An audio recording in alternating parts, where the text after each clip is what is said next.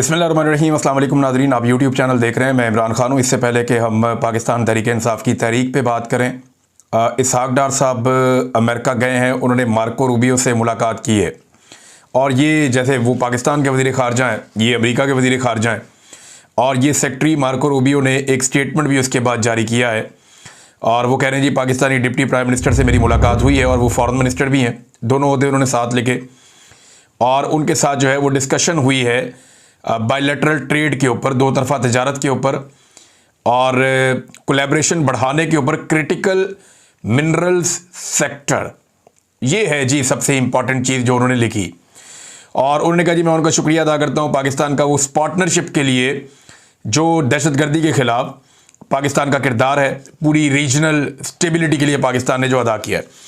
नाज़रीन, है तो ये एक छोटा सा स्टेटमेंट, लेकिन इसके अंदर जो सबसे इम्पॉर्टेंट वर्ड है वो है क्रिटिकल मिनरल्स सेक्टर। देखिए, अमेरिका को पाकिस्तान की मादनियात में दिलचस्पी है, ये बात कोई ढकी छुपी नहीं है। अमेरिका को माजी में भी तेल के अंदर दिलचस्पी रही है, मादनियात के अंदर दिलचस्पी रही है। अफ़गानिस्तान में लिथियम के बहुत बड़े बड़े ज़खायर हैं और अमेरिका दुनिया की सबसे बड़ी इकॉनमी में से एक है, बल्कि सबसे तगड़ा मुल्क है और दिफाई नुक्ता नज़र से भी बहुत ताकतवर मुल्क है और नो डाउट कि इस वक्त वो दुनिया के अंदर एक सुपर पावर के तौर पे एग्जिस्ट करता है। तो जितना बड़ा मुल्क है उतनी ज़्यादा उसकी ज़रूरियात हैं। अभी कुछ अर्सा पहले जो यूक्रेन के साथ मामला हुआ तो डोनाल्ड ट्रंप क्या कह रहे थे, वो यही तो कह रहे थे कि यूक्रेन को हमने बहुत पैसा दिया, यूक्रेन को हमें अपनी मादनियात देनी पड़ेंगी। इसी तरह पाकिस्तान की मादनियात भी जो है वो अमेरिका अपना हक समझता है और ये मादनियात पाकिस्तान को उन्हें देनी पड़ेंगी और पाकिस्तान के पास जो मौजूदा पाकिस्तान का रजीम है, इनके पास ऑफर करने के लिए मादनियात से बेहतर चीज़ है भी कोई नहीं। यानी पाकिस्तान को अल्लाह ताला ने कुदरती वसाइल से माला माल किया है। पाकिस्तान में गैस निकलती है, कोयला निकलता है, फिर पाकिस्तान में रेयर अर्थ मिनरल्स हैं जो बहुत कीमती मादनियात हैं और इन्हीं के बारे में अमेरिका बात कर रहा है। पाकिस्तान में बड़े कीमती पत्थर निकलते हैं, बहुत कीमती चीज़ें ऐसी निकलती हैं। फ्यूचर का जो फ्यूल है, उसका जो अल्टरनेटिव है वो पाकिस्तान के अंदर अवेलेबल है।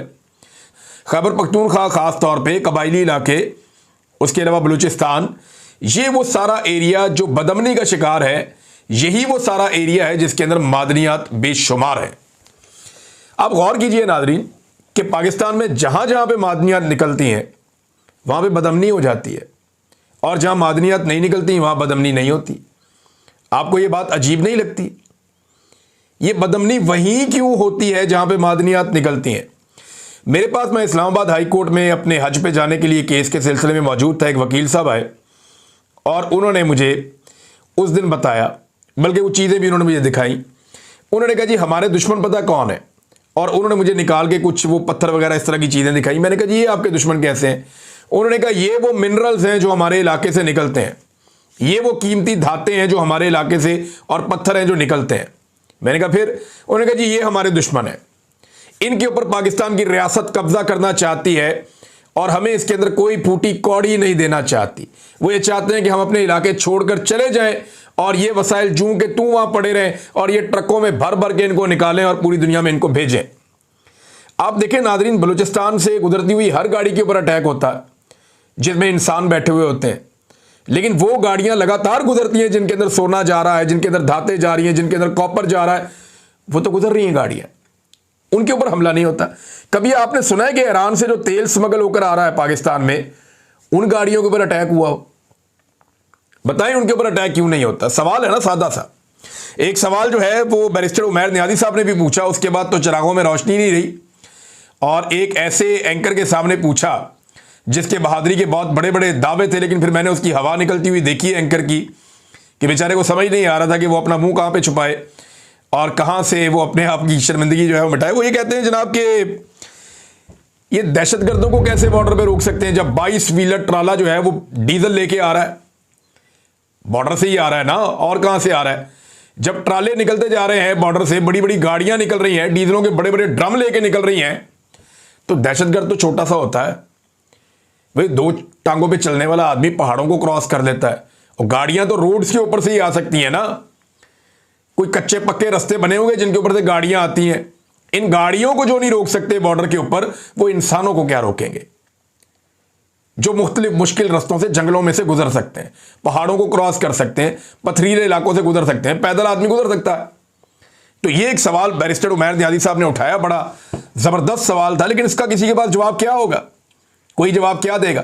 तो पाकिस्तान में जहां जहां पे मादनियात हैं वहां पे बदअमनी उस इलाके में रहती है, लेकिन जब मादनियात वहां से निकलती हैं और वो ट्रेवल करती हुई जा रही होती हैं बैरूनी आकाओं के पास, तो रास्ते में कभी उन्हें कोई नहीं छेड़ता। आपको हैरत नहीं होती इस बात पे? मुझे तो बहुत हैरत होती है। तो अब जनाब मार्को रूबियो और इसहाक डार साहब की मुलाकात हुई और उसके बाद इसहाक डार साहब ने इससे भी बड़ी एक, अब मैं पंजाबी का लफ्ज इस्तेमाल करूंगा, पंजाबी में कहते हैं खच मार देना, ये वो उन्होंने काम किया, बड़ा अजीबोगरीब काम किया। मादरत के साथ मैंने ये लफ्ज इस्तेमाल किया, लेकिन मुझे कोई इससे मुनासिब लफ्ज नहीं मिल रहा था। अब ये जहां भी जाते हैं ना ये हुक्मरान, इनसे सवाल होता है कि तुमने पाकिस्तान में फस्तायत है, इंसानी हकूक नहीं है, तुमने अपोजिशन पार्टी को कुचल कर रखा हुआ है, तुम जबरदस्ती जबरन आके इक्तदार में बैठे हुए, तुमने पाकिस्तान के सबसे मकबूल लीडर को, जो आलमी सतह पे जाने जाना वाला आदमी है, जिसकी आलमी सतह पे बहुत पजीराई है, जो एक ब्रांड है, उसको तुमने जेल में डाला हुआ। सवाल तो होगा। अमेरिका में भी ये सवाल हुआ इसहाक डार से। अब अमेरिकन मीडिया के ऊपर डार साहब बैठे हुए अंग्रेजी में इंटरव्यू दे रहे हैं और डार साहब ने इमरान खान की गिरफ्तारी को जस्टिफाई करने के चक्कर में आफिया सिद्दीकी की कार्रवाई जो है या उनकी गिरफ्तारी और उनके खिलाफ जो कुछ भी हो, उनकी जेल, उसको जस्टिफाई कर दिया। अब ये एक ऐसी औरत है जिसको 86 साल की सजा हुई है अमेरिका में, और पाकिस्तानी हुकूमत बार बार ये कहती रही है कि नहीं, ये ज्यादती इनको छोड़ दिया जाए। पाकिस्तान में बेशुमार पॉलिटिकल पार्टीज हमेशा ये कहती रही है ज्यादती इनको छोड़ दिया जाए।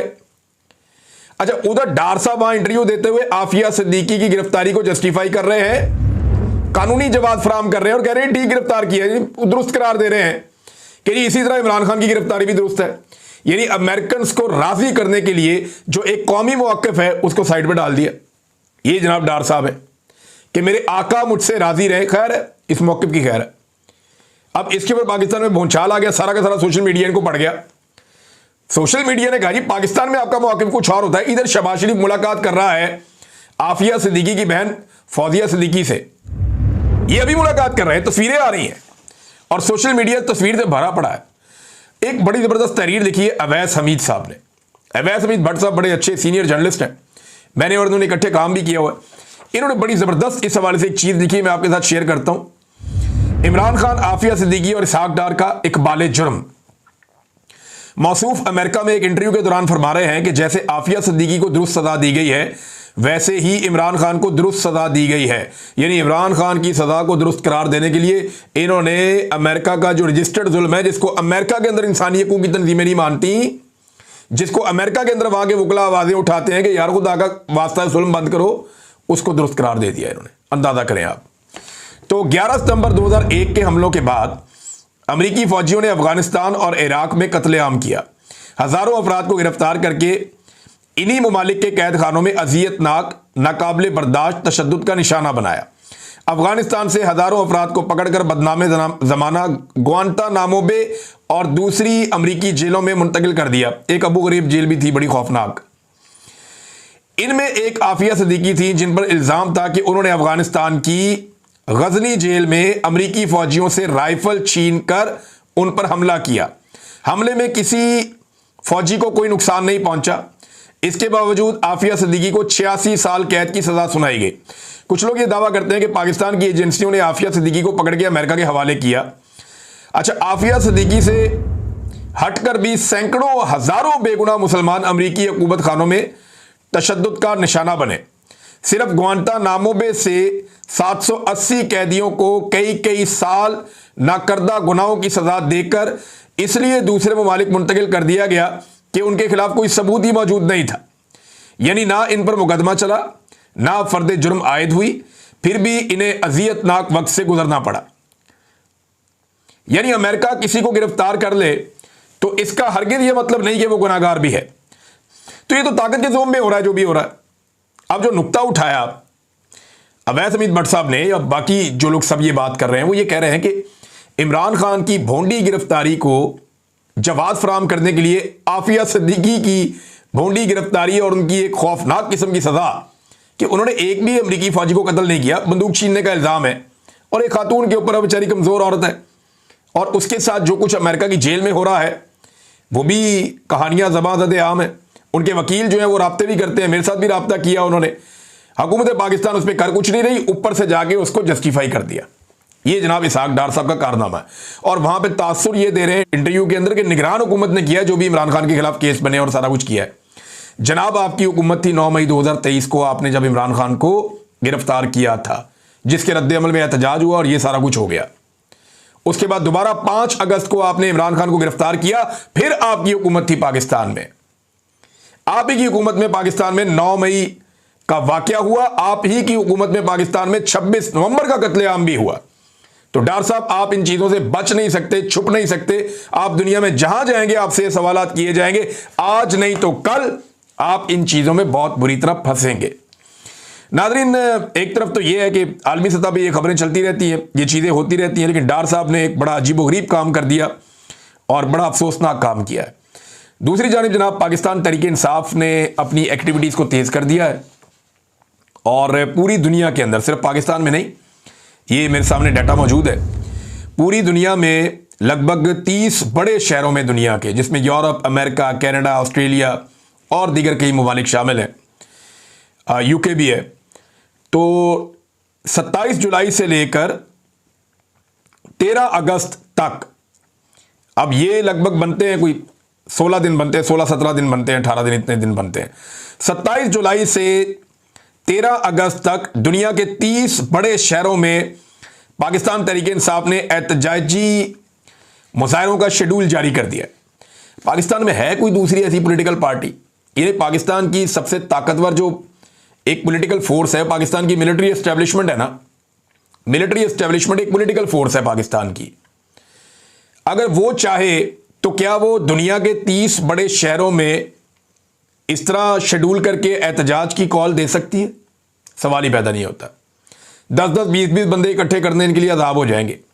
सफारत खाने के बंदों को खड़ा करना पड़ता है, पैसे खर्च करने पड़ते हैं, फिर भी लोग निकल कर नहीं आते। इतने पतले हालात हैं पाकिस्तान की एस्टेब्लिशमेंट के। और दीगर किसी पॉलिटिकल पार्टी के पास इतने बंदे ही नहीं हैं। उनकी तो दुर्गत बनी हुई है। वो जहां पे एहतजाज किया किसी चीज की कॉल देंगे, उनके मुखालिफ में आके अवाम बहुत बड़ी तादाद में खड़ी हो जाएगी। लिहाजा इनके पल्ले ही कख नहीं है, पल्ले नहीं तो हिला तो कर दी मेला मेला। ये तो 30 शहरों में इमरान खान साहब जेल में है और उनके सोशल मीडिया ने सिर्फ अनाउंस किया है, और 30 शहरों के अंदर पाकिस्तान तहरीक इंसाफ आलमी सतह के ऊपर 27 जुलाई से लेकर 13 अगस्त तक एहतजाजी मुजाहरे करने जा रही है और शेड्यूल जारी कर दिया है। नवाज शरीफ साहब 5 शहरों में करवा के दिखा दें पूरी दुनिया में। 5 शहर तो छोड़ें, मियां साहब जिस मुल्क में रहते हैं ना, बरतानिया में, उस मुल्क के अंदर एक एहतजाजी मुजाहरा करके दिखा दें। कोई एक छोटा मोटा काम करके दिखा दें। 5-6 दफा इन्होंने कोशिश की है। ये चंद बंदे अपने घर के बाहर इकट्ठे कर सकते हैं बस। कभी भी 100 बंदों से ऊपर ये जा नहीं सके आज तक। 100 भी मैंने बहुत बड़ी तादाद कह दी है। तो इनके पल्ले कख नहीं है। पाकिस्तान तहरीक इंसाफ ने जो अपनी तहरीक चलानी है, जिसको वो कहते हैं कि 5 अगस्त तक हम इसको पीक पर लेकर जाएंगे, तो प्रोग्राम तो इनका 5 अगस्त के बाद का भी है। और अब असल में कहानी बाहर आना शुरू हुई है कि ये जो 5 अगस्त तक पीक पे जानी है, तो उसके बाद फिर एक नया मोमेंटम शुरू करना है पाकिस्तान तहरीक इंसाफ ने। और इमरान खान साहब अब एस्टेब्लिशमेंट के साथ टेस्ट मैच खेलेंगे। इससे पहले कभी T20 चल रहा था, कभी वनडे चल रहा था। अब ऐसा लगता है कि इमरान खान साहब ने जो पिछला ट्वीट किया है ना, जिसमें आसिम मुनीर साहब को उन्होंने लगातार टारगेट किया है और पाकिस्तान के फील्ड मार्शल आसिम मुनीर साहब के बारे में वो बातें खुलकर कही हैं जो कोई कह ही नहीं सकता। कोई लीडर कभी ये जुर्रत नहीं कर सकता था जैसे इमरान खान ने खुलकर बात की है। सारा इल्जाम उनके ऊपर दिया कि जनाब ये बंदा रिस्पॉन्सिबल है और ये इस वक्त मुल्क में इन्हीं का कानून सिक्का चल रहा है, जो दिल करता है वो कर रहे हैं और सब 2 नंबरी हो रही है पाकिस्तान में। तो इमरान खान साहब जितना खुलकर फील्ड मार्शल आसिम मुनीर के खिलाफ बोले हैं, यहां से एक बात समझ आ रही है कि इमरान खान को जल्दी कोई नहीं है। अब वो एक लंबा टेस्ट मैच पाकिस्तान की एस्टेब्लिशमेंट के साथ खेलने जा रहे हैं। अल्लाह ताला ने इमरान खान को लंबी जिंदगी दी, अल्लाह ताला सबको अपने हिफ्ज़-ओ-अमान में रखे। तो एक बात आप मेरी लिख कर रख लें कि पाकिस्तान की सारी एस्टेब्लिशमेंट मिलकर आसाब की लड़ाई में अपने सारे हमदर्दों को भी इकट्ठा कर ले, ये इमरान खान से नहीं लड़ सकते। ये इस काबिल ही नहीं है उसके सामने बोने हैं इस मामले में। आसाब की लड़ाई में इमरान खान इन सबका बाप है, वो इनसे आसाब की लड़ाई नहीं हारता। ये बात बिल्कुल क्लियर है। एक और चीज नाज़रीन मैं आपके सामने रखता हूं, और अब आहिस्ता आहिस्ता सारे एतराफ़ कर रहे हैं, चीज़ें आहिस्ता आहिस्ता बताना शुरू हो गए हैं। नवाज शरीफ के बारे में बताया जावेद लतीफ़ साहब ने, मियाँ साहब के बड़े करीबी साथी हैं, आजकल बड़े नाराज़ हैं। वो शहबाज शरीफ से भी उतने खुश नहीं हैं, मरियम से भी उतने खुश नहीं हैं। उनकी खुशियां नवाज शरीफ के साथ जुड़ी हैं और वो उदास हैं नवाज शरीफ को लेकर। उन्होंने कहा नवाज शरीफ को इस्तेमाल कर लिया है, इस्तेमाल करने वालों ने। तो ये बिल्कुल हमारी बात की तस्दीक की है कि नवाज शरीफ एक टिश्यू पेपर है और टिश्यू पेपर की तरह इस्तेमाल हुए हैं। मियां साहब हमेशा से एस्टेब्लिशमेंट के लिए एक पपेट का काम करते रहे हैं। हमेशा से एस्टेब्लिशमेंट और डिक्टेटरों के पीछे हाथ बांधकर मियां साहब खड़े होते रहे हैं। मुशर्रफ के सामने मियां साहब ने खड़े होने की जरूरत की, लेकिन फौरी तौर पे मुल्क छोड़ के भाग गए और मुशर्रफ का सामना नहीं किया। आज जैसे इमरान खान फील्ड मार्शल आसिम मुनीर का सामना कर रहे हैं और पाकिस्तान में मौजूद हैं, क्या नवाज शरीफ रह सकते थे पाकिस्तान में मौजूद? नवाज शरीफ कभी पाकिस्तान में नहीं रुके, हमेशा इन्होंने ब्रेकें लगाई पाकिस्तान से बाहर जाकर, जब भी कभी मुश्किल वक्त आया। तो नवाज शरीफ को इस्तेमाल कर लिया गया है, इस्तेमाल करने वालों ने कर लिया। जावेद लतीफ़ साहब ये एतराफ़ कर रहे हैं, जावेद लतीफ़ साहब इस बात की तस्दीक कर रहे हैं कि मियां नवाज शरीफ एक टिश्यू पेपर है जिसको इस्तेमाल किया गया। मियां नवाज शरीफ साहब की हैसियत क्या रह गई है सियासी, इसके बारे में कैप्टन सफदर ने एक बहुत बड़ा इंकशाफ किया है। कैप्टन सफदर साहब फरमाते हैं कि शहजादा गुस्तासब, ये जिन्होंने हराया मियां नवाज शरीफ को, शिकस्त दी मानसेरा में, इन्होंने मियां साहब को मानसेरा में शिकस्त दी और यास्मीन राशिद ने मियां साहब को लाहौर में शिकस्त दी। मियां साहब का मुंह बन गया था और मियां साहब बहुत उदास हो गए थे, बहुत परेशान हो गए थे। तो फिर मियां साहब को एस्टेब्लिशमेंट ने तरस खा के आधी रात को जितवाने की कोशिश की, तो वहां का आरओ अड़ गया। उसने कहा जी मैं 2 नंबरी नहीं करता।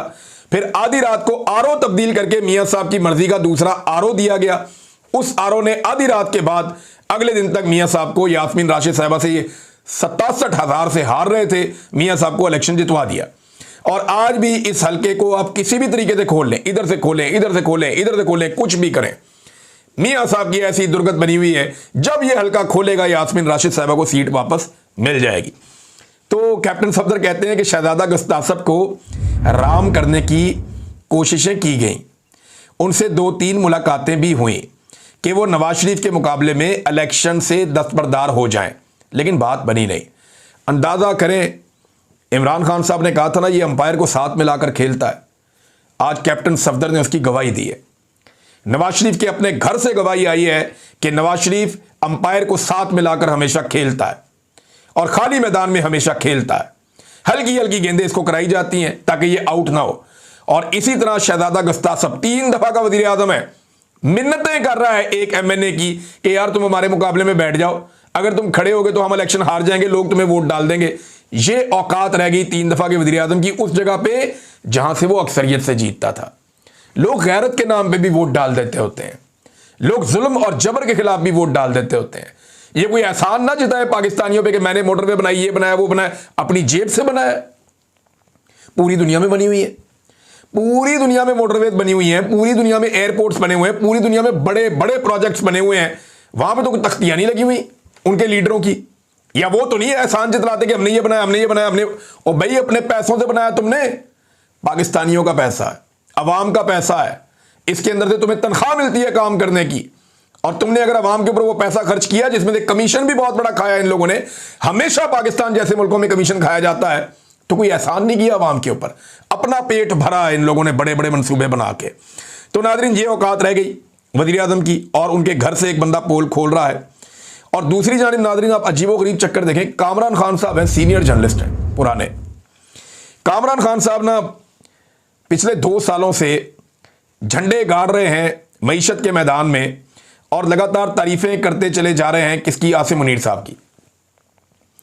लेकिन इसमें मुझे कोई एतराज़ नहीं है। देखिए, एक सहाफ़ी को एक फील्ड मार्शल पसंद है, वो तारीफें कर सकता है, वो ये ज़रूर कहे कि जनाब मईशत को ठीक कर देगा, इसको ठीक कर देगा। काम तो नहीं है ना, आर्मी चीफ का काम थोड़ी है मईशत को ठीक करना, आर्मी चीफ का काम थोड़ी है खारजा पॉलिसी को ठीक करना, आर्मी चीफ का काम थोड़ी है गैर मुल्की दौरे करके सियासतदानों से मुलाकातें करना, आर्मी चीफ का काम थोड़ी है कि दूसरे मुल्कों में जाकर खारजा पॉलिसी को देखना, दाखिला पॉलिसी, ये आर्मी चीफ का नहीं होता काम।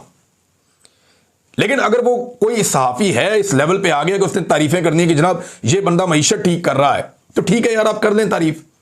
लेकिन सेम टाइम में कामरान खान साहब एक और ड्यूटी भी करते हैं या इनसे करवाई जाती है। ये जब भी कभी आर्मी चीफ की तारीफ करते हैं, ये हुकूमत की बुराइयां करते हैं।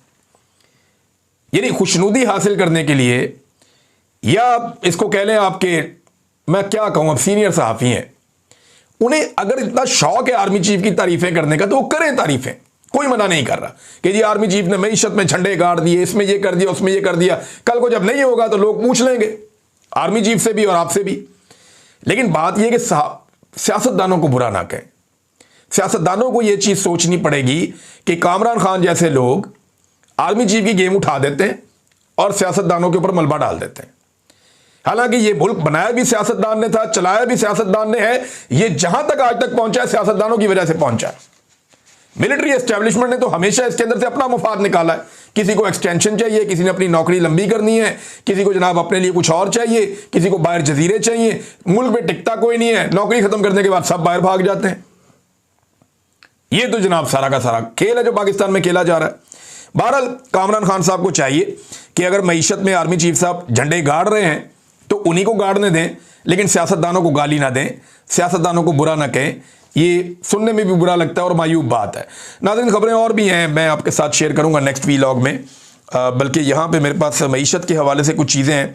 गज़ा के हवाले से इंतहाई अफसोसनाक सूरत हाल है, बड़ी तकलीफ दे सूरत हाल है। हम सबको इस बारे में आवाज़ उठानी चाहिए।